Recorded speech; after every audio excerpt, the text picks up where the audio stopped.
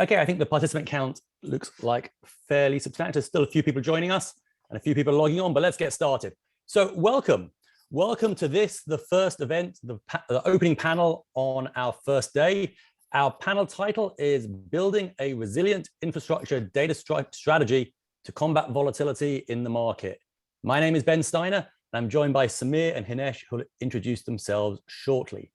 But by way of introduction, markets change. I mean, we know this, markets change all the time. So data that is useful to understand what's driving the markets today might actually be less useful tomorrow and in the future. So, and data that is ignored and not used today might be in huge demand tomorrow. In this panel, we want to explore the infrastructure that's needed behind the data strategy to cope with these changing requirements.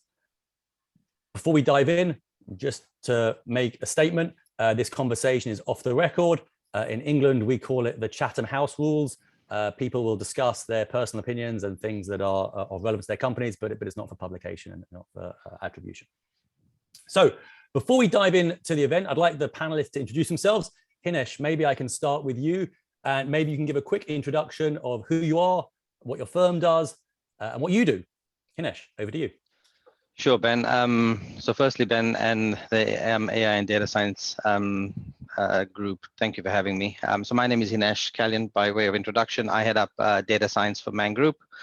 For those that are not sure what Man Group is or what we do, we're a global investment management firm managing roughly around $135 billion under management. Man Group has 4 investment engines, so we're ranging from quant discretionary all the way to private markets investing. On my side, I've been at Man Group for about 13 years now. Most of my time was spent at AHL, which is the quant arm or quant division of Man Group, where I headed up the investment implementation team and data science team. And during my time there, I just spent just under 3 years in commodity quant research.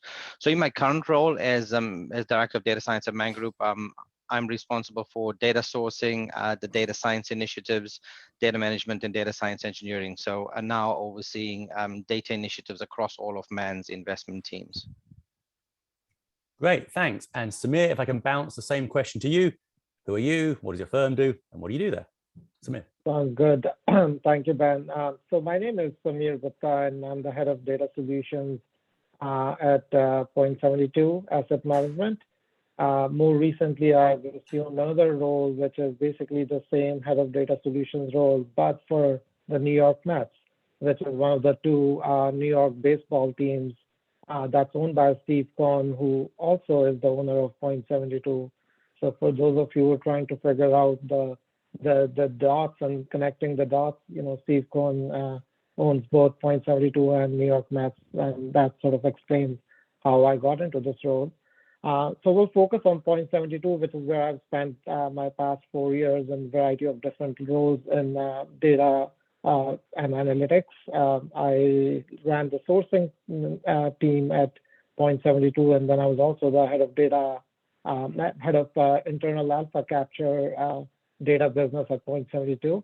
Point72 invests in both public and private markets across the globe, over $20 billion in AUM, and we have built out our ventures practice pretty significantly over the last few years. And one of the common threads for Point72 across investing in these stripes is its focus on innovation, its focus on data, and that's where I play in.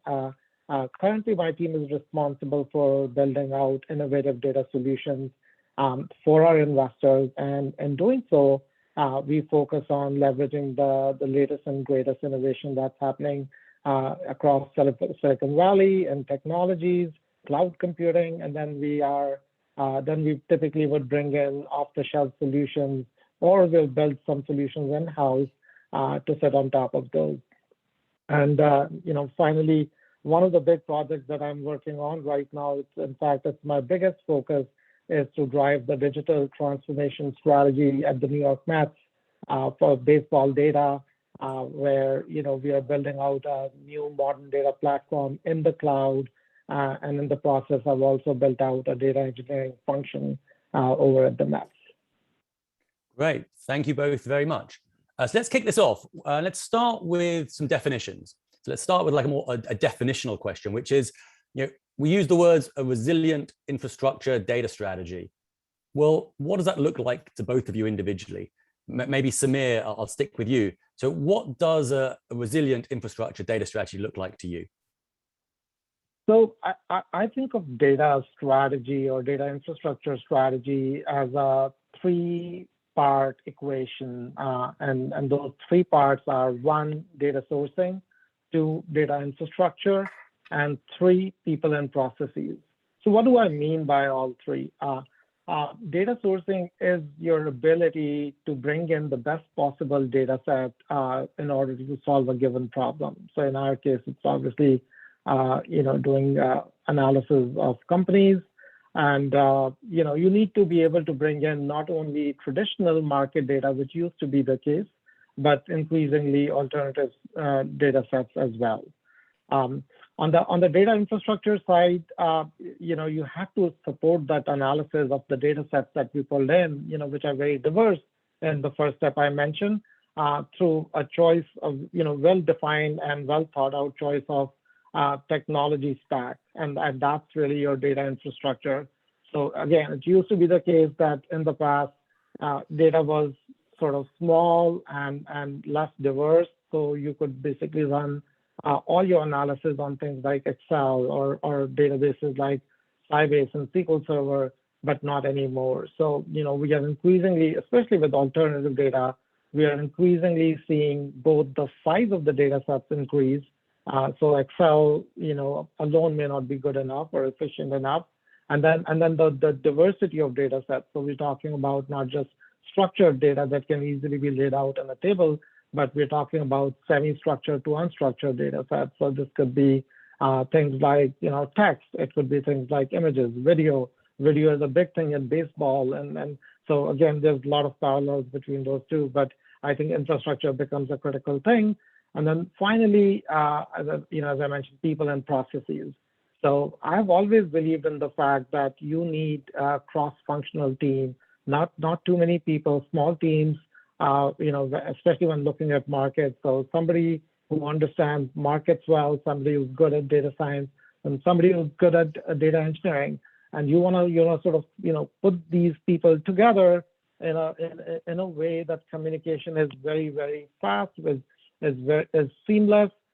They all have depth in their fields, but then they are also broad, so that like a given problem can be understood by people sitting across the table.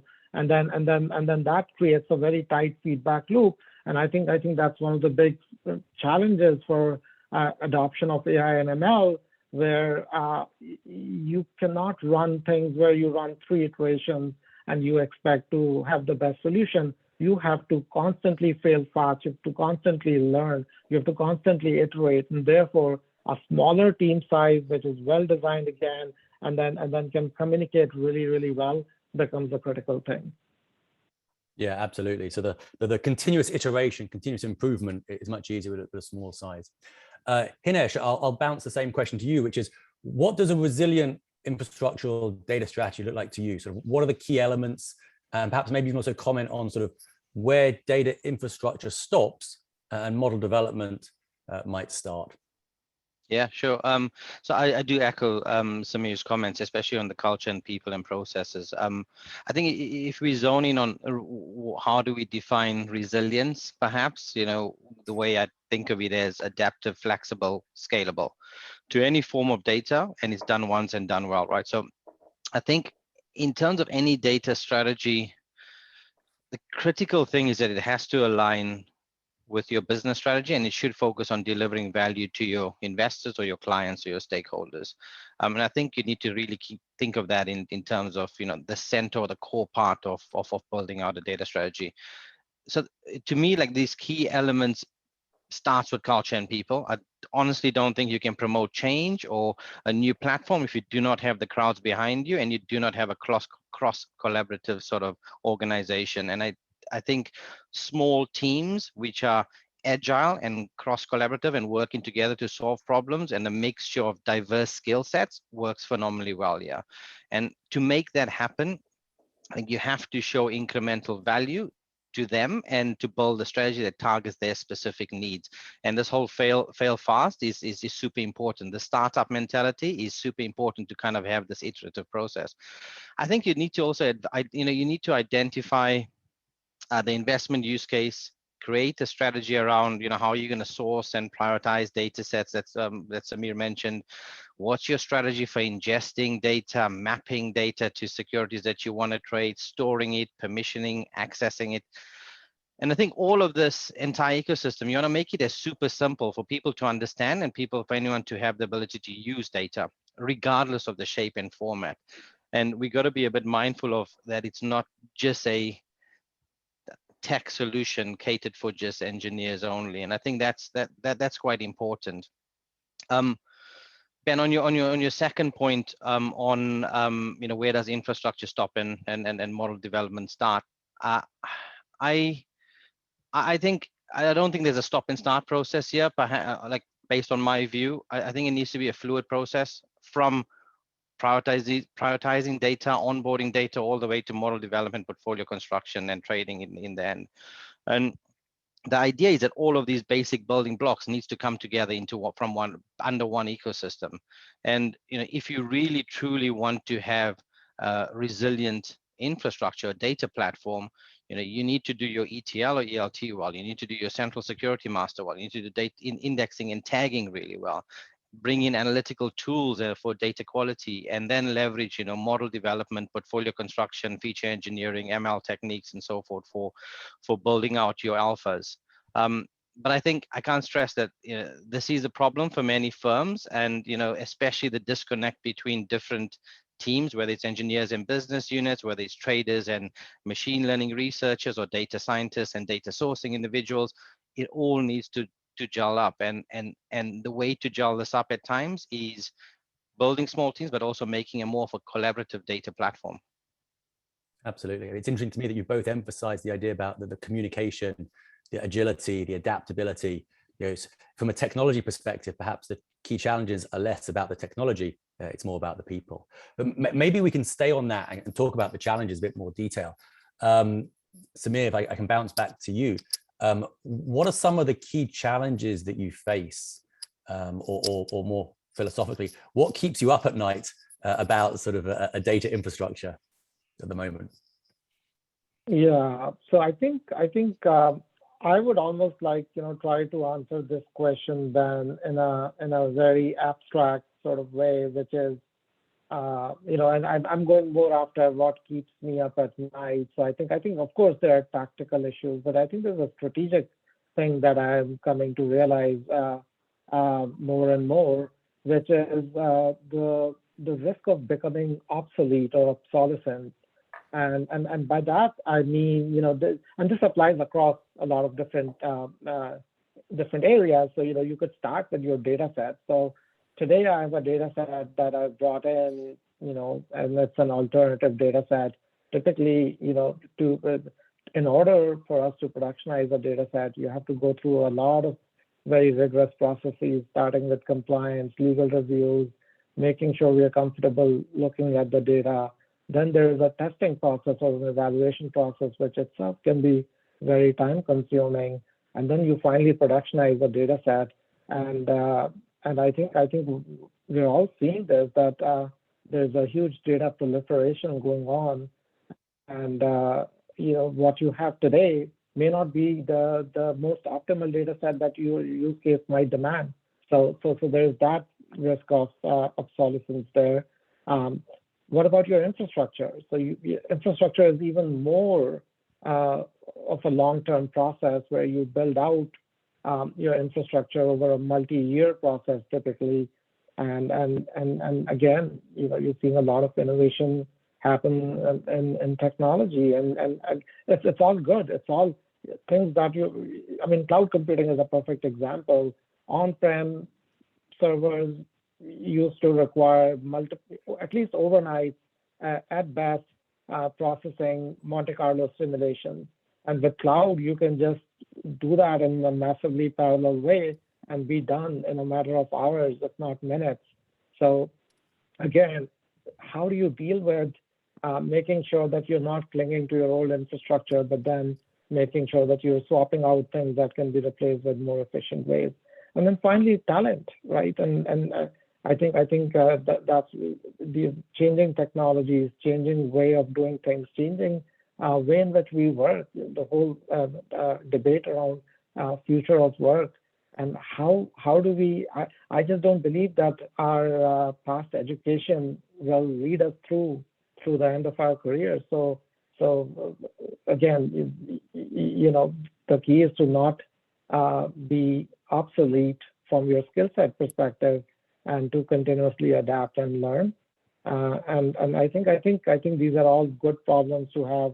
As I said, there's a lot of positive going on. So how do you tap into that positive? And I think one of the ways, one single way in which we think about, or at least I think about, warding off all those risks is really hiring people who are curious, who are willing to try out new things. And I think my 4 years at Point 72, if there's one thing that I think defines the space, is really about constantly thinking about new way of doing things, constantly thinking about doing things in more efficient ways, and that's what defines the space. And I've truly enjoyed my time here. Absolutely. I mean, if we think about sort of market volatility comes from adaptation and things changing, and the world is evolving, and sort of how do we keep up with the technology or the evolution?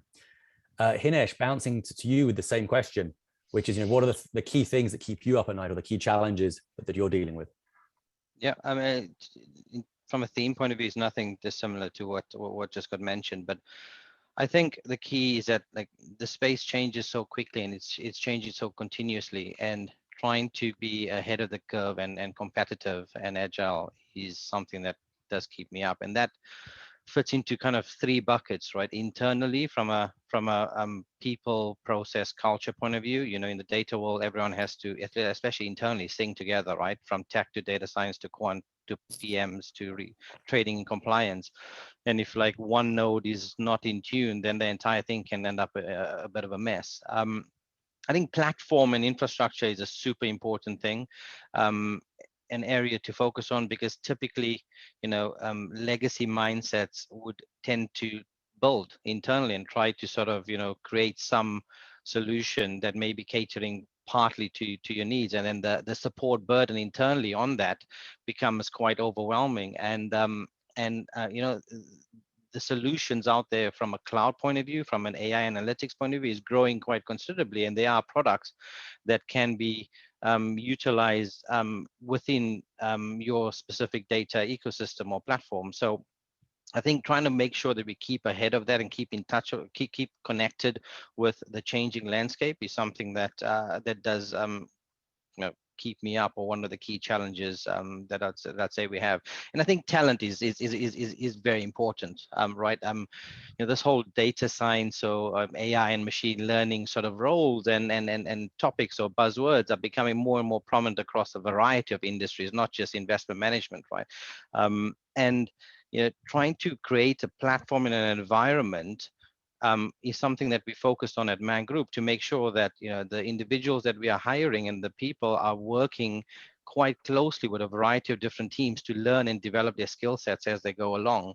And it doesn't mean that you're specific to a certain area of machine learning or alternative data. You have the opportunity to speak to anyone within the firm to try to understand where the challenges are and how does data solve that, and what can we do to sort of continuously learn in that space.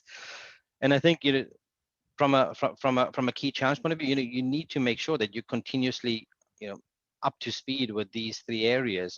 Otherwise, you could lose traction and could lose some good talent. Absolutely. Okay, so let's dive into specifics maybe. And Hinesh, maybe I'll stick with you just to flip the order around a little bit.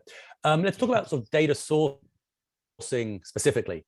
And sort of how do you think about prioritizing, ingesting, and evaluating new data? So it's look, there's the data space, especially in alternative data space, has grown considerably. Like if you've got almost whatever it is, 5,000 to 10,000 data sets, or whichever way you count, you need to think of a decent strategy to prioritize. There's no way you're going to be able to do every single one of them. You need an army to do that. So in my opinion, a sourcing strategy, well, the way we look at it, it should be linked to business and investment objectives, and that's the way we look at it. What are we trying to solve here? What are we trying to sort of answer? And that changes through time, right? So our sourcing team are sitting down with our investment teams on a monthly basis, at times on a weekly basis, understanding what's important to them, understanding what themes they're interested in, what KPIs they may be interested in, and then the team are quite actively doing a lot of external facing sort of work to try to match the demands with the supply out there. And I think this is where that iterative process comes in, what Samir was talking about, because these demands or these priorities change across the firm, and you need to sort of always have that plug-in and a cross collaboration that defines what data to prioritize. So our flow is kind of as follows. So, we get various CIOs and research heads in a room on a monthly basis. We review the investment themes and topics, discuss data ideas, shortlist roughly, up to 20 data sets at times per month to evaluate. And this then goes through the entire kind of chain, the workflow, like commercial, compliance, legal, all the way to our data scientists and engineers picking it up for ingestion, curation, evaluation, partnering with researchers, quants, and portfolio managers and traders. And then, once the data is, good for use in one of our quant models or our portfolios, then we take it from there, and it gets moved over to the production stage. So in terms of prioritization, it all starts with, understanding what's important to the business, the investment, and what's trending out there, and how do you kind of marry up the two to make sure that everyone's aligned in terms of how do we match supply and demand. Absolutely. So Samir, but bouncing across to you for a similar sort of question, which is sort of how do you think about prioritizing, ingesting, and evaluating new data, but with the sort of the part two question, which is then, is data infrastructure an edge? Sure. I think first I will echo. I think Hinesh covered it really well in the process, and we are not very different from Man Group. Hinesh, one thing that I will say, which basically underscores the importance of what you said for our audiences, is the fact that we also engage our end users pretty closely and as much as possible from the very beginning.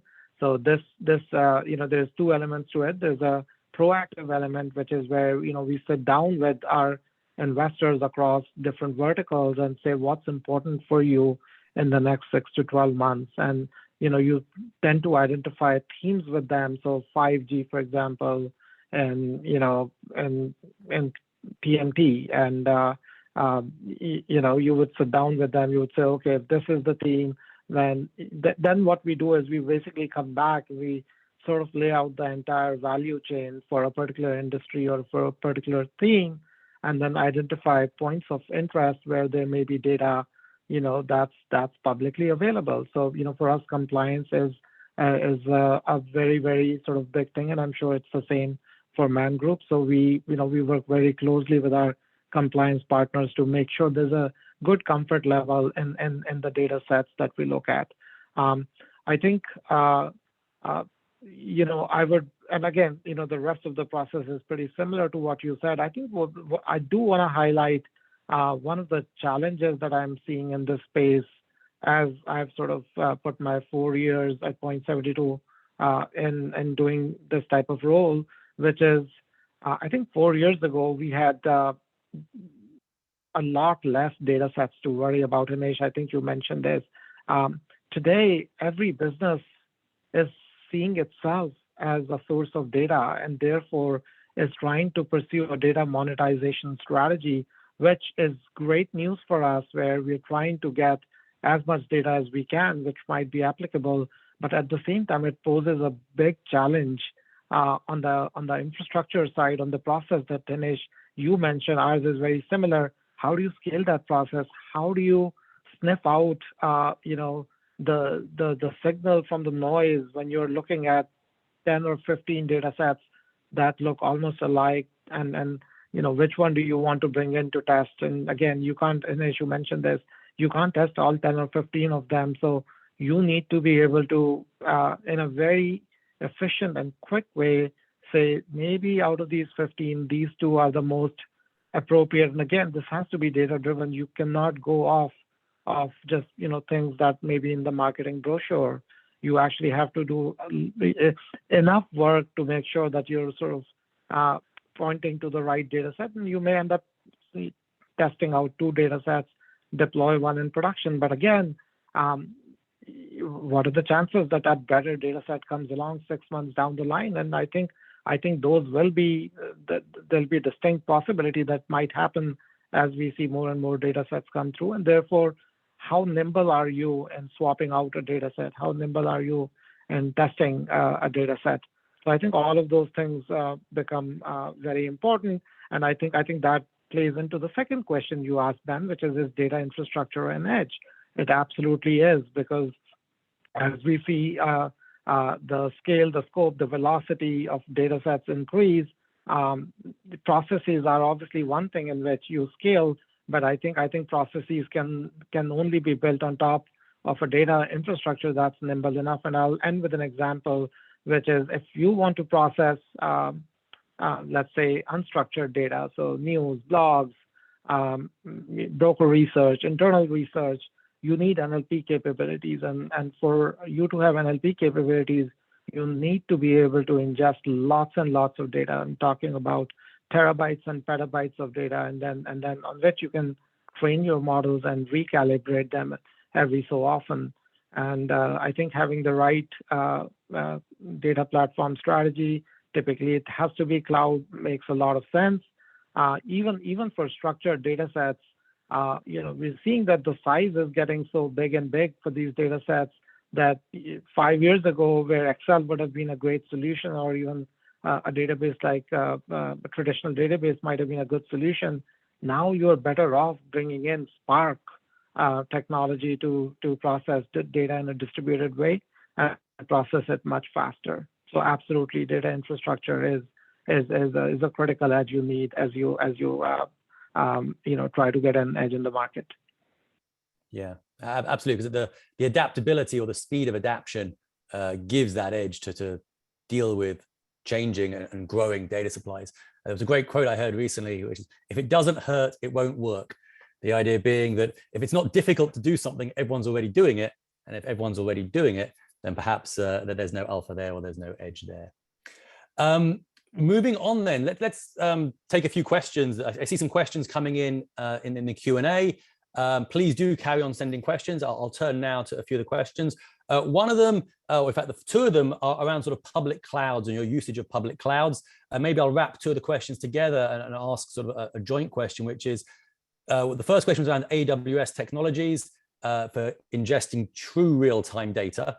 And then the second question was around sort of the cost of using public clouds. So maybe I can sort of generalize these a bit and sort of ask you both about your usage of public clouds, and how much are you using them, and are you concerned or worried about the cost of getting the data back out of them? So are you seeing any movements to bring sort of things back on premises?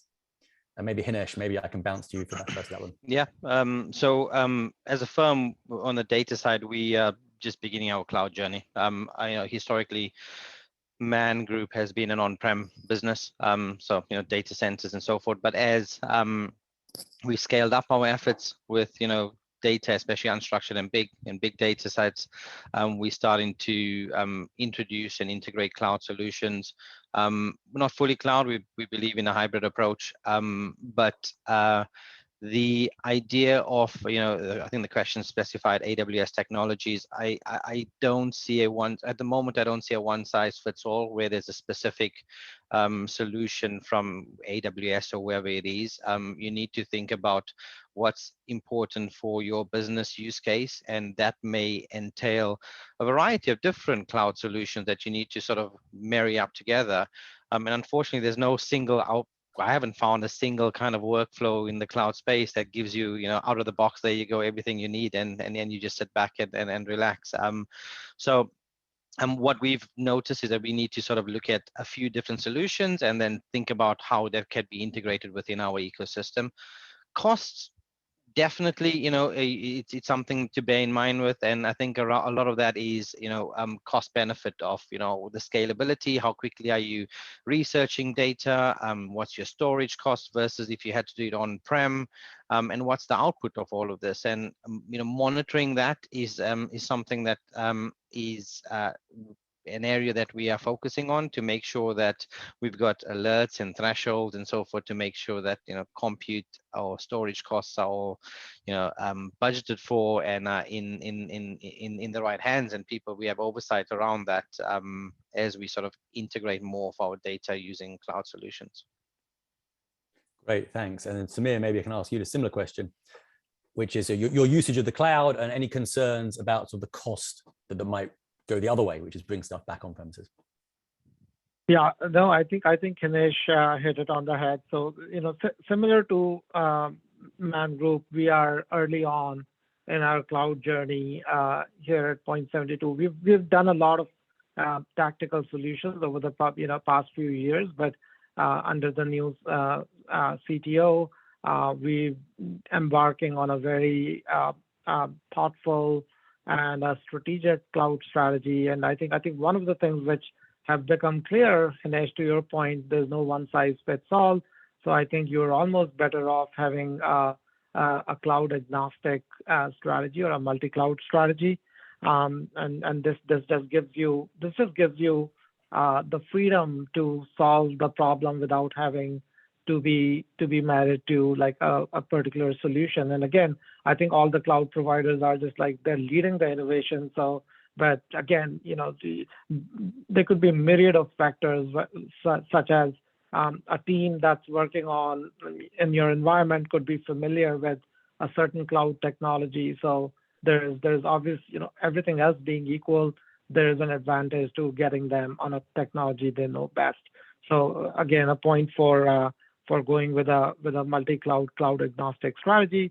I think going back to egress costs, that's definitely one thing that we think about a lot as we embark onto our journey into the cloud. And there's two ways in which at least you can sort of manage those costs. One is staying close to the source.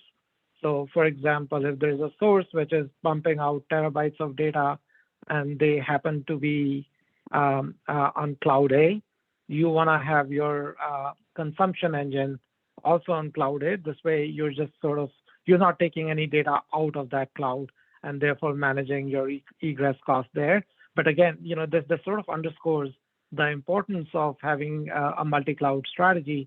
The other thing is if you do want to bring some data back on-prem, I think we try to do as best as possible an effort where we would compute all the data still in the cloud, but bring back only aggregated data or bring back insights or data which is compressed enough through insights or aggregation that can then prop up other use cases in our on-prem environment.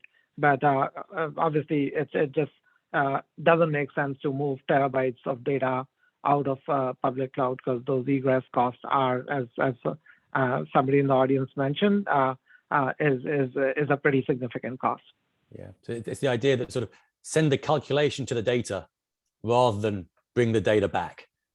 It's probably a better strategy. Another question I see here from the audience around sort of the idea about focusing on the future and focusing on adaptability.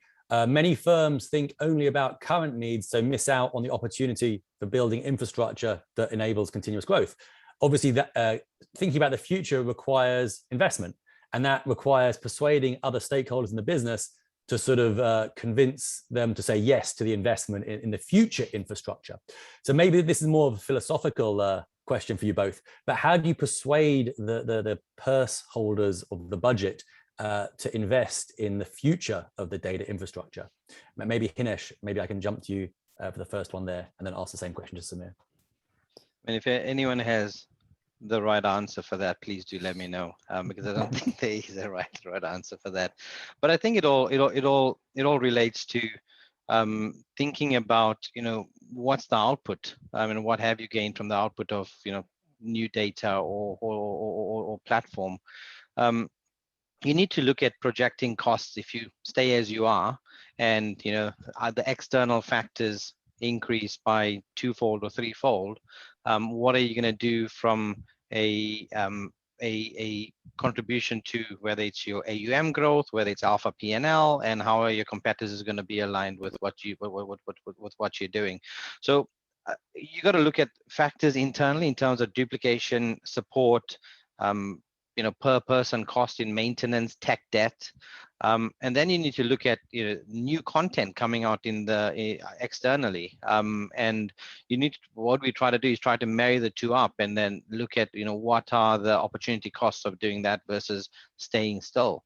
I don't think there's a silver bullet answer to that, but on a annual basis we would review the 5-year strategy plans or 2 to 5 year strategy plans across the business, and look at how does that look like versus the competitive landscape that we have, and how does data and technology fit in there, and how would we want to make that a bit more scalable, and again, like doing it once and doing it well, so we future proofing going forward. And a lot of this is about proving out the value concept, iterative, failing forward, but making sure that you've got the senior management backing that, failures and issues will creep up, and we learn from that, we get back up again, and we move along.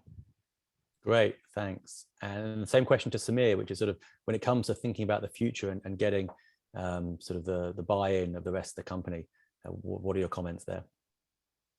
I think a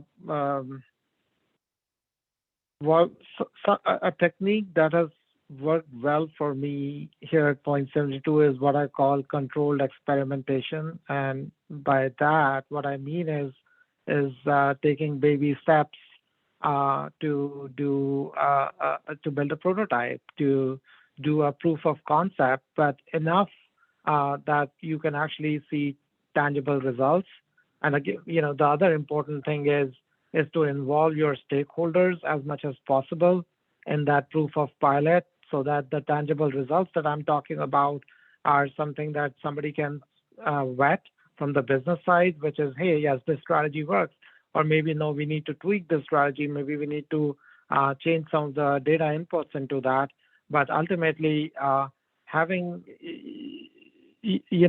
unlike the technology projects from 10 years ago, where you got buy-in from the business on a 5-year plan, and then you basically started building, I think is a risky proposition, predominantly because of the way in which things are moving, whether it's markets moving fast, whether it's opportunities sort of coming in and going in very, very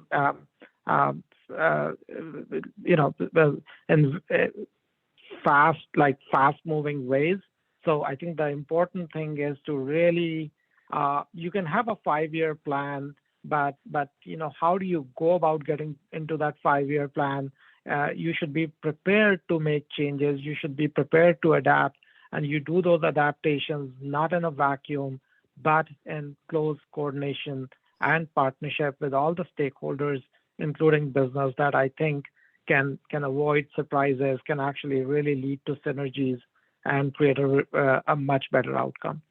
Yeah, you mentioned something there that's very important to me, which is sort of a proof of concept or prototype, which is rather than trying to do everything in one go, this controlled experimentation, try something, demonstrate value early in the process, and that sort of is the validation to then carry on with a larger project. I think that's an important comment. Okay, let me ask you both a question, which is, let's say I've given you both a magic wand. Hinesh, here's a magic wand. Samir, here's your magic wand, and you can have anything you want related to data infrastructure. So some tool or some service or some process that you don't currently have. What would you like? Maybe Samir, maybe I'll bounce to you for that one. Maybe some AI that does my job, but no, that would be fatal for me. So no, I won't. I think one of the big challenges I've faced is, especially as I deal with lots and lots of different data sets, all of which can provide insights into a business. It is absolutely non-trivial to be able to take those different data sets, from traditional market data to credit card transaction data to weather data to social media data to foot traffic. And it's non-trivial to join those data sets before you can extract insights. It's non-trivial to things like assign a brand to a company and then figure out, when there were any corporate actions there, and when should you not look at some data set because it's just noise. So all of that stuff. So it's not just mere joining of data sets, but it's really like a semantic joining of data sets where I think that is critical. But again, I think that's the holy grail. I think it's easier said than done, and I think we'll make slow but steady progress with the tools and technologies. And I think tools and technologies can only take us so far. So humans will always be a very important part of the picture. And humans will have to understand tools and technologies really well in order to operate at 10 times or 100 times the scale that we are doing today. Great. So sort of a universal security master that includes sort of brands and entities and so on. Hinesh, I'll bounce back to you, and bearing in mind some of our previous conversations. Yeah. If you had the magic wand, what would you be looking for? I mean, nothing different to what Samir said. And Ben, like you said, like you and I have had endless conversations about this topic. And for me, a Rockwell sort of cross-asset security master or entity tagging sort of engine, which is fully functional and easy to use, I think that's been the biggest challenge for us. And I think generally in the industry, and looking at it, especially across the investment side, when you joining market data, employment data, transaction data, brands, products to companies, going from equities to fixed income, and going into the derivative space, like it's a big web that of a network that needs a lot of thought and a lot of investment, and it hasn't been solved by the industry. And I think it's a crucial part of the workflow, and that's the glue to get everything after that sort of working quite well, and it increases your time to market also. And especially when you're thinking of it sometimes from a quant or a systematic way, your point in timeness, your history, your back testing all relies on that. And if someone can solve that for us, that'll be fantastic, and that's what I'll use the wand for. Perfect. Well, I mean, it's interesting to me that you both identified independently the same issue. So there's a demand for that. I'll turn to the questions and the Q&A from the audience. I love this question. Has anyone here ever figured out a way to accurately price their data costs? So how do you price data, or how do you sort of put a value on data? Samir, any comments on that? I think it's very similar to how you value a business. I mean, that's how we think about it, right? So, a business can be valued in two different ways. One is bottoms-up valuation. So, call it discounted cash flow for businesses as you value companies and price stocks.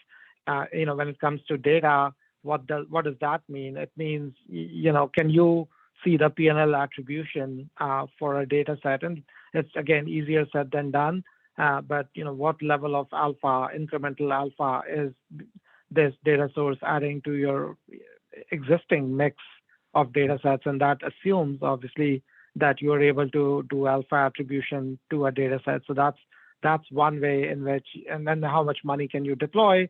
And therefore, you can sort of see the ROI, and then you can price the data set accordingly. The other way to sort of think about this is, again, how you value companies, which is relative multiples. So if you're trying to price credit card transaction data, and let's say it's got X number of transactions per year, Y number of companies, and if you have 5 other data sets in the marketplace, you can come to a pretty granular view into how much a data set should be worth based on if they are half the volume of the other data sets and they are valued at X, so then it should be X by 2. And then again, you sort of come to an answer by combining both relative value and the bottoms up valuation through and then that tells you like exactly how much you would be willing to pay for a data set. So a comparison versus other data sets. If you don't mind, I'll take the liberty to throw in an answer to this one as well, even though I'm supposed to be asking the questions.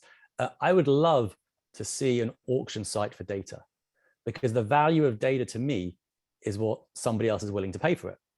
So if data is widely available, it has limited value to me. If data is not widely available, then I'm interested. So to me, if I can take some data and I see it has a certain amount of alpha, I'd be willing to bid quite a lot for it. But as the alpha decays, I'd be willing to bid less for it. So if there was an auction, so rather than data having a fixed price, if there was an auction site for data and availability, and if it could be set in such a way that I could have exclusive rights to it, or the highest bidder has exclusive rights to it, the second highest bidder might get on a delayed basis, the third highest bidder might get on an even more delayed basis, there'd basically be a very efficient marketplace for evaluating the cost of data. Now, of course, to our data provider friends who are online, they might not like that, because it means you get a fair price for the data as opposed to a fixed price to all the consumption. But maybe that's where things will end up in a few years' time. We'll see. I don't know of anyone doing that currently. I see we have 5 minutes left, so I've got 2 questions to go. The first question is to both of you. Are there any data providers or service providers that you want to give a shout out to? Are there any data providers you particularly like, or are there any sort of service providers that are providing a service that you think is a very, very value proposition? Short answer is not one or two in particular. Like we look at a broad range of data providers and solutions.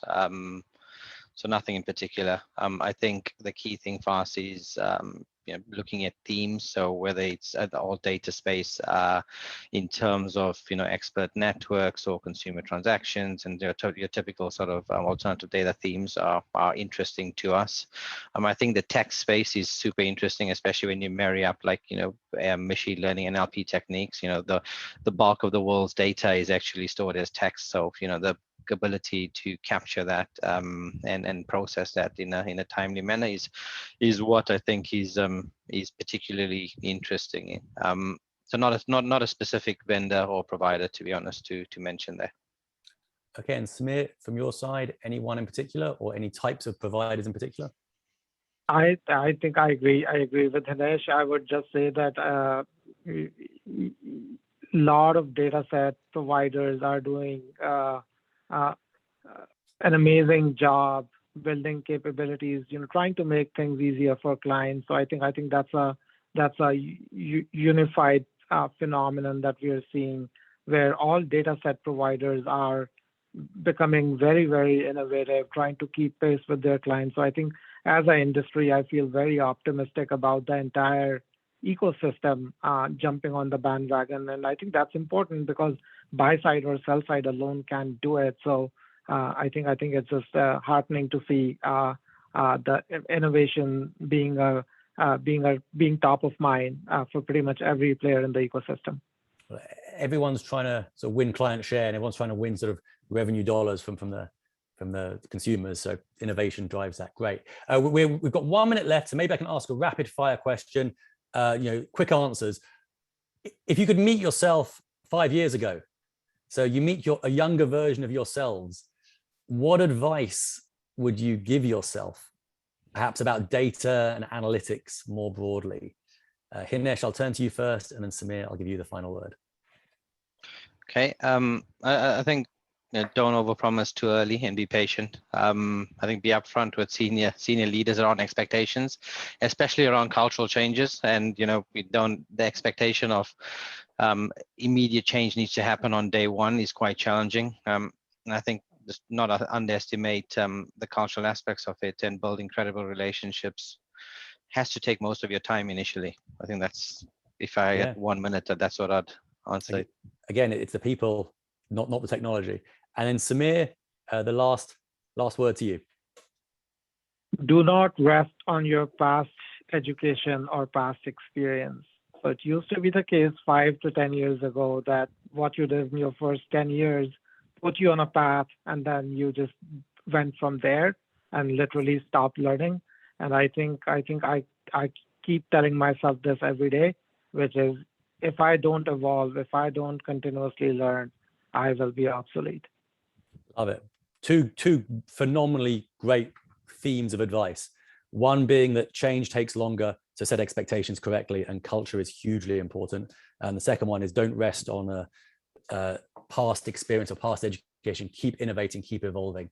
We're at time, so it's with huge thanks that I thank Hinesh from Man Group and Samir from Point 72 and the New York Mets. There are a load of questions in the Q&A. Perhaps we'll be able to get to them sort of by email afterwards. I know we will be recording them. Thank you to the audience. Thank you to AI, Data Science and Trading for hosting this panel. From me, Ben Steiner, thank you very much. Goodbye. Thank you, Ben. Thank you. Bye.